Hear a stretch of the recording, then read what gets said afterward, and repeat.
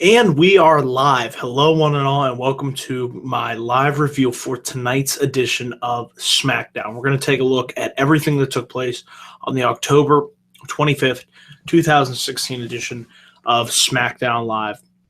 Overall, I thought this was a solid edition of SmackDown, and it greatly helped wash the awful taste of Raw out of my mouth from yesterday. As you all know, I was originally planning on doing a Raw review last night, but I just couldn't do it. I just could not come up here and just give you my frustrations. I just didn't want to do a video that was just me ranting and raving about how bad Raw was. So I figured I wouldn't go that avenue. I'm sure you guys all knew from if you watched Raw, it just train wreck of a show. It was an awful attempt at a go-home episode. The Paul Heyman Brock Lesnar segment was a disaster. So I don't know if they can ever turn things around. I really think the only way at this point would be if the show would go back to 2 hours, because 3 hours, let's just face it. I mean, they have all the talent in the world, but if they're not going to change the way that they creatively book the show and use logic and just shit that makes sense, if you're not going to do that, then why the hell should we continue to watch Raw? I mean, I'm already probably not going to watch next week. Just, we'll get into SmackDown in a minute here, but I just wanted to get this out there. I'm probably already not going to watch next week. I mean, hell, it's the Halloween edition of Raw. And, they're going to do spooky, lame-ass comedy. It's Halloween. Ooh, scary, boo, ghosts, goblins, pumpkins, jack-o'-lanterns, all that shit. How about you just give me a good show? Instead of all this, holiday theme crap. I mean, you didn't have to do that back in the day during the Attitude and Ruthless Aggression eras. No, you just put on good shows for the most part. So why can't you do that with Raw like we're doing with SmackDown? Is SmackDown perfect? No. But there is enough good and positives on this show that allow me and want me to tune in the next week and the following week after that. Same case in point with tonight. I mean, there was literally nothing on Raw, hardly anything on Raw that I enjoyed. And I usually try and find the positives, but I just couldn't do it last night. And I wasn't going to come up here and just drone on and on and on and rant and rave. So spared you guys that. So enough talk about Raw. We got that bad taste out of our mouth. Tonight's edition of SmackDown, I thought it was a solid show. Was it perfect? No. So there were some things that, of course, I didn't like. But there were a number of things on this show that I did like. So without further ado, let's get into what took place on SmackDown Live. We kicked things off tonight with opening in-ring action. It was Bray Wyatt. Before that, let's talk about Dean Ambrose and James Ellsworth backstage. Ellsworth was talking up how Ambrose gave him a great opportunity. It was because of him. It really helped Ellsworth be put on the map here. And Ellsworth said to Ambrose, "Would I be able to be in your corner tonight in your match against AJ Styles?" And initially, Dean Ambrose said, "No, that ain't going to happen. No, I really need to focus on beating Styles to become the number one contender for the WWE title." Later on in the night, Ambrose would relent and allow Ellsworth to be in his corner. And as we saw in that main event, which was a really good, solid match between Ambrose and Styles, as you expect it to be, there was a bit of controversy. But that's how we kicked things off. And then, of course, we went into our first match of the evening. It was Bray Wyatt versus Kane in a no disqualification match.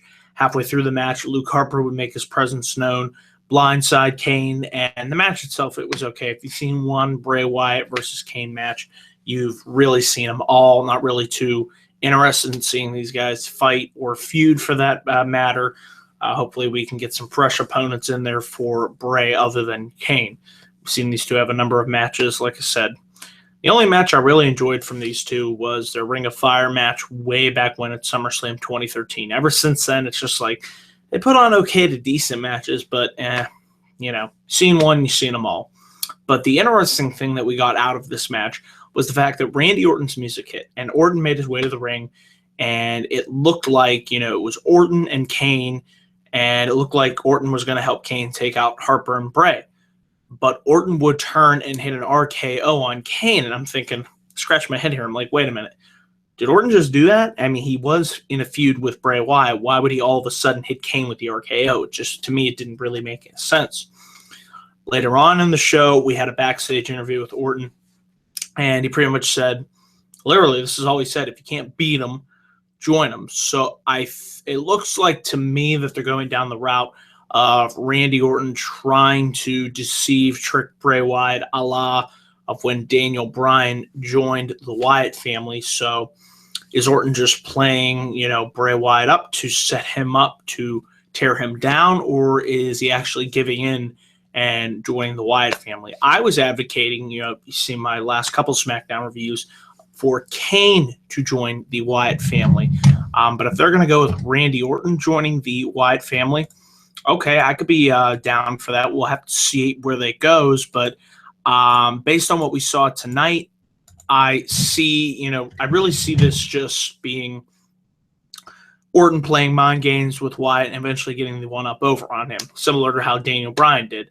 But guys, down in the comment section below, if you're watching live, do you think Orton is just deceiving the Wyatts and in the long run he'll, reveal this to them? Or is he actually giving in and we're going to see a darker side of the Viper? And will he be a Wyatt family member going forward? Let me know, like I said, and you can leave your comments down there in the live chat.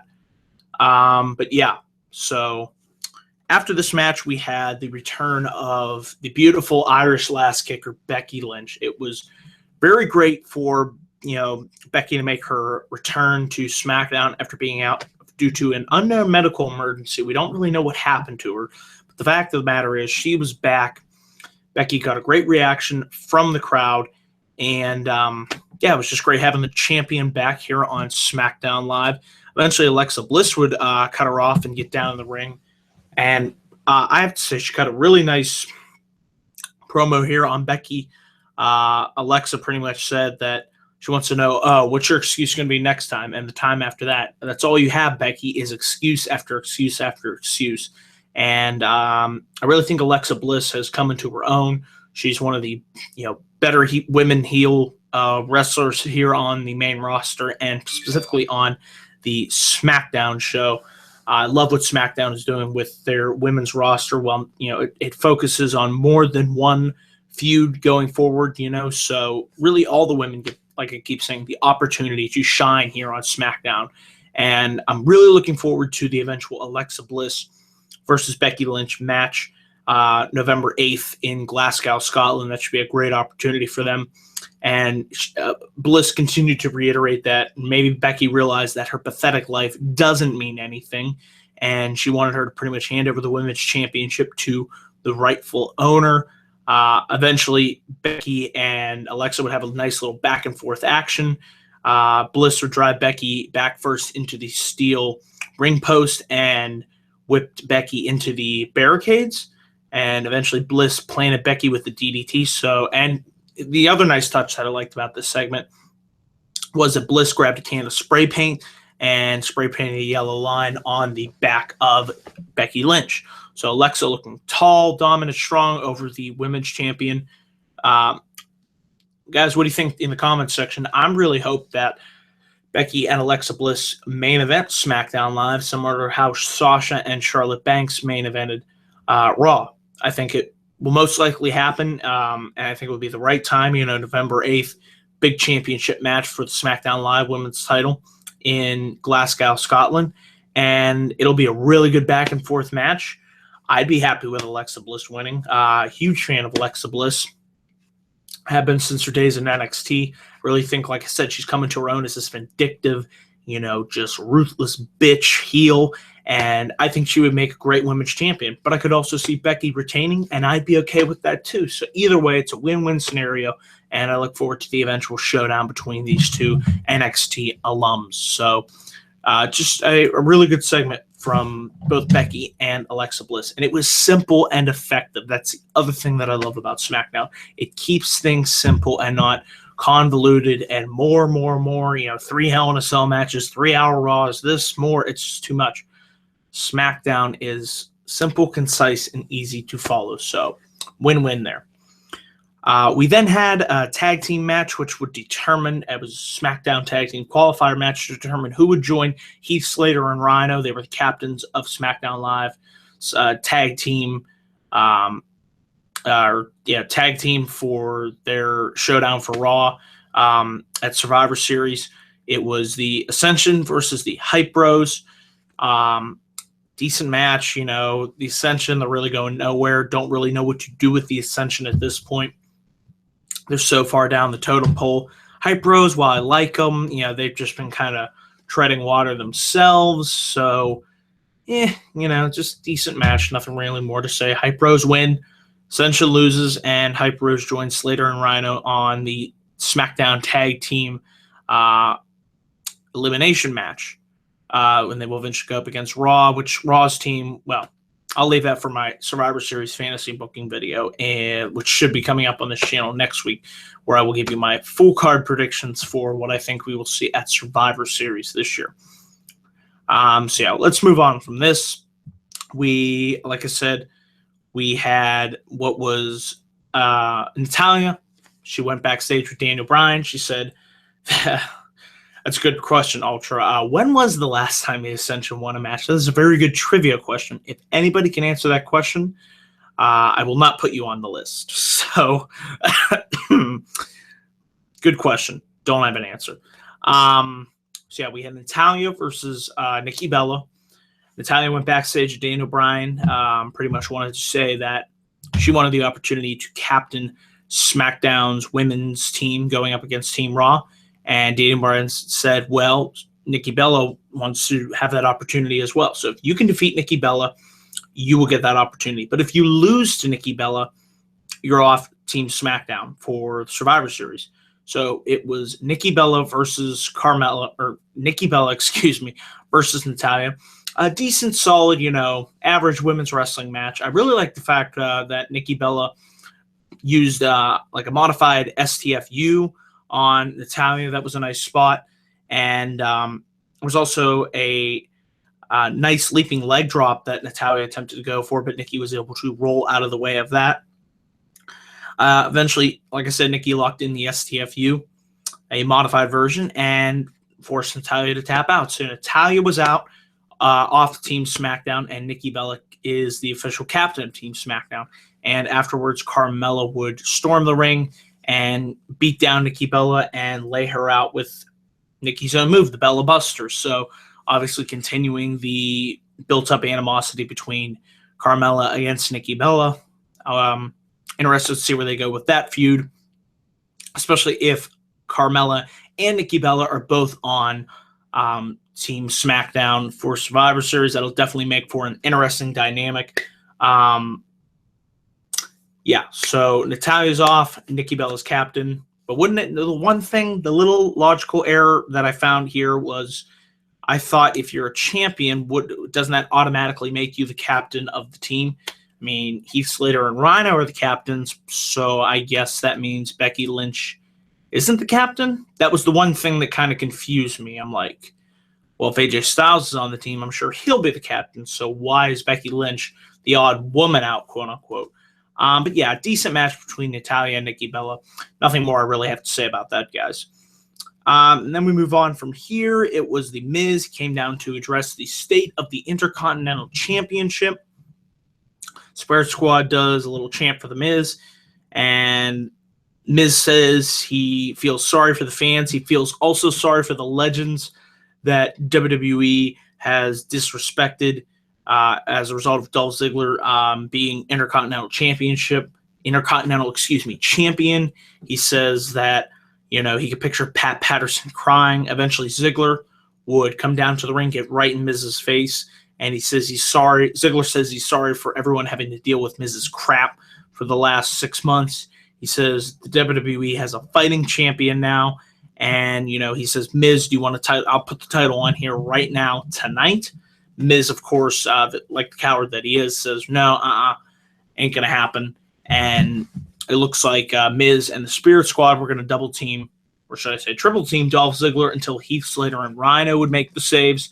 Eventually, Slater and Rhino would put the belts on the line against the Spirit Squad, and it was a decent match overall. Nothing really too much to say.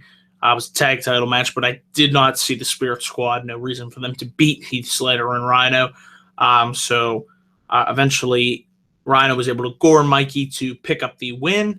And obviously, it looks like the issue between Miz and Dolph Ziggler is far from over. I see this feud definitely continuing at Survivor Series. I possibly see, if they're not on Team SmackDown, I definitely see Miz and Ziggler having another match, of course with the stipulation, and I'll get into that on my Survivor Series fantasy card video. But I do see them having a stipulation match for the Intercontinental Championship and might possibly lead to the blow-off feud for Miz and Dolph Ziggler. But guys, if you're watching live, what stipulation, if Miz and Ziggler go one-on-one for the Intercontinental Championship, would you like to see them have at Survivor Series? Let me know down there in the live chat, and we'll see what you guys come up with. But yeah, we then move on to our fifth and final match, our main event of the evening. It was Dean Ambrose taking on AJ Styles with James Ellsworth in his corner. If Ambrose was able to win, he would become the official #1 contender to AJ Styles' WWE World Championship. Another really good match between Ambrose and Styles. What can you say? These guys have really good chemistry. I enjoyed their match several weeks ago on SmackDown. And, of course, I still think their best match to date, which this match didn't come close to, was at the Backlash pay-per-view. But just really good stuff. I really liked seeing Ellsworth there on the outside. You were wondering what was going to happen, if he would get involved at all. And, of course, that's exactly what happened. Earlier in the match, AJ Styles would take out Ellsworth, and then in the pent-up rage and frustration, Ellsworth looked at the right opportunity. AJ Styles was thrown on the outside after he attempted to set up the Styles Clash on Ambrose, and Ambrose tried to roll Styles up for a 2 count. Styles hit the Pele kick. Ambrose threw Styles to the outside, and that's where Ellsworth realized, this is the opportunity, guys. I'm going to hit no chin music on AJ Styles, and I love the way that this finish played out.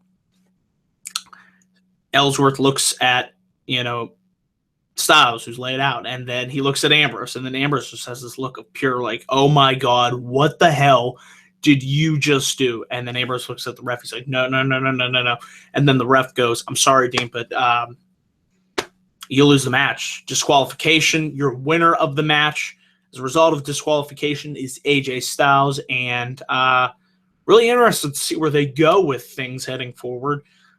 Could we possibly see, guys, a Dean Ambrose heel turn out of this? I mean, he's obviously very, very frustrated and upset. Ellsworth, just looked like the guy wanted to break down and cry, and he knows he's going to have hell to pay from Dean Ambrose. So might we see this lead to the long-rumored Dean Ambrose heel turn? We'll have to see. I just like the way that the dynamic played here and the way that we went off the air for SmackDown Live. But yeah, guys, that was it for this week's edition of SmackDown Live. If I had to give it a grade, I would probably give it a strong C+. It was an average but good, solid, average edition of SmackDown Live. Kept my attention throughout the, thank God, 2 hours of the show, and was, as always, better than Raw. So, guys, what did you think of SmackDown Live? You can of course, leave your comments there in the live chat. What grade would you give this show? And, yeah, that's pretty much all I got for my thoughts and opinions on SmackDown Live tonight. I want to say thank you all for tuning into this live review. Remember to please click that like and subscribe button for more video content coming soon to this channel. Be on the lookout, guys. I got my NXT review coming up sometime tomorrow. And, of course, NXT, we're on the road to take over Toronto, so I look forward to seeing what build they have, lined up. And, of course, Hell in a Cell is coming up, so we will have my preview and predictions video that should be up either Thursday or Friday. I don't have a day locked down for that yet, but be on the lookout for that. And, of course, I will be up here for my Hell in a Cell review that should be up around 11:15 on Sunday. So a lot of great content coming soon to this channel.